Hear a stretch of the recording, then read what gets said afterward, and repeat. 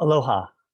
I'm Paul Norman. I'm the executive director of Neighborhood Place of Puna. And since Neighborhood Place of Puna is a family serving organization, an organization that helps families with young children, and since it's the Mother's Day season, the time of Mother's Day, I wanted to just take a moment or a few minutes to share a meditation or a contemplation on that we can use to think about our mothers. This is a contemplation that comes out of Japan, but very much influenced by the kind of Buddhism in general in Japan, Tibet, and China. It's a little bit different than the way we think about mothers, especially in the Christian tradition, where we kind of focus on Mary as the mother of Jesus. But I think it has value. And the thing to remember or to keep in mind is while this is very important, we need to be very careful of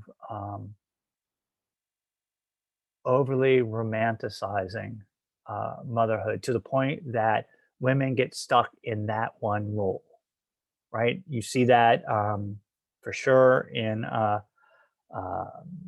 Tibetan culture, which has a lot of emphasis on mothers as really important as a way to develop thinking about your mother, reflecting on your mother, using the image of the mother as a way of developing compassion. And yet, in that society, women, even women in religious traditions, are basically there to help and serve the men. Very, very cut off from higher levels of education and so forth.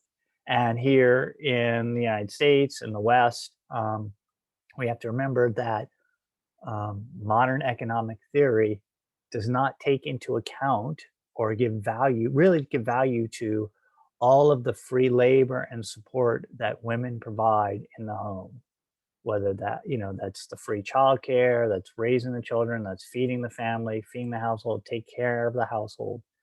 That is not accounted for in modern economic theories, and it's just assumed. Of course, modern economic theory was created by men, so of course they just assume the free labor at home, so they could do the work to create economic theory. But so we have to be a little careful here. But having said that, at Mother's Day, it is important to take some time to kind of methodically reflect upon all that we have received, really, from our mothers. And I know some of you may have had or have bad relationships with your mother or so forth. So it is Mother's Day. That's why I'm using the term. We could do the same thing. We could do a similar thing for other parents and other caregivers. And in this contemplation, you start by, and just to be really clear, that in Japan, they do like 7-day contemplations for this. So this is just a taste. And you would begin by thinking about your mother, calling her to mind. And then you would think about what you've received from your mother. And so, of course, you might think about the fact that she carried you for 9 months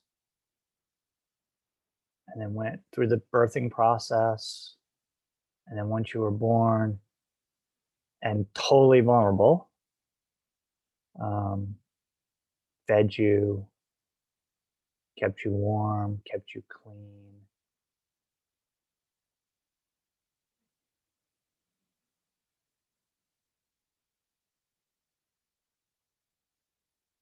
Deprived herself of sleep to make sure that you were fed and clean and warm or comfortable at all hours. And it didn't just stop after a couple months. This goes on for years and years. All the little sacrifices, all the things that your mother did freely, joyously, with love to uh, make sure you survived and thrived, that you felt loved, that you had the things that you needed.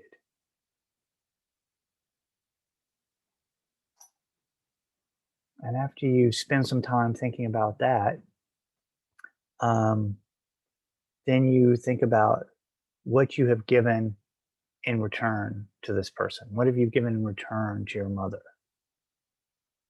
And you can think about that a little bit, contemplate that a little bit. Um, but usually, in the case of mothers, what we give back is very, very small in relation to what we've received.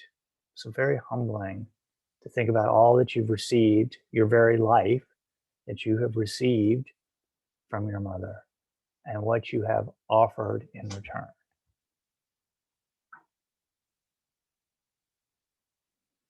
And it's important here to remind you this isn't an opportunity for you or for me or for anybody to indulge in guilt.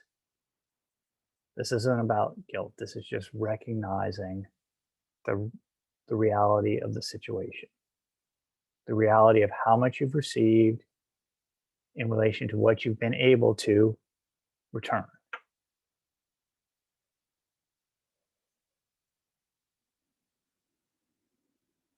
And if you're a parent or your mother yourself, of course, you will be in that situation. You are in that situation where you are just going to give phenomenally more to your child than your child can ever return to you.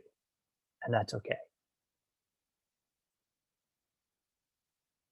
And then finally, we take a few moments to think about what trouble we have caused this person, what trouble we have caused um, our mother. And again, this isn't, don't go to the guilt place. This isn't that opportunity. This is to just think about, um, you know, hardship or difficulty or suffering that you've caused your mother. And of course, we're kids, we're children, normal, natural, healthy stuff that you did, all the crazy stuff you did that caused your mom distress or made her want to pull her hair out or whatever. Totally normal and so forth. But, um, think about that. And, for me personally, when I think about that, um, I am mindful of the fact that, yes, I did those things, and yet my mom still loves me, and I love her very much. Um, but it's just good to be mindful of that. It's very easy to take um, so much for granted, right? Very, very easy. And so it's important, especially in difficult times. We're in COVID-19. It's horrible right now. There's a lot of political divisiveness. There's a lot of just hate out in the world, a lot of fear in the world, a lot of fear in our society. And so it's important to take time to think about what you've received, to have a moment of gratefulness and gratitude for the very real things that you have received, in this case from your mother.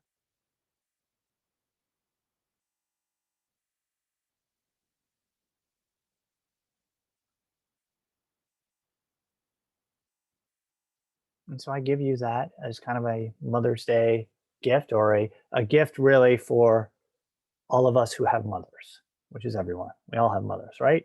So it's a gift to you to take some few minutes to reflect on your mother, to reflect on all you've received, what you've given her in return, and what trouble you've caused to your mother in a guilt-free environment. I gotta say that because we're in the West, guilt's like a big part of our society. Um, and then, I think, just circle back to kind of the theme that I always bring up is that As a society, we need to just think about how we have helped or hindered our parents, not our personal parents, but parents in our community, right? Um, just that's really important. They do so much. Our mothers do so much for us individually and for our society. And we forget that, I think, a lot as a society. And we just need to remember what we've received, what we've all collectively received from our mothers, and try and work as a society to make their lives easier, right? For sure, my mom stressed out if we didn't have enough food. For sure. And your mom did too. Or if you didn't have a safe place to sleep. For sure. That was the case. So as a society, we can minimize that.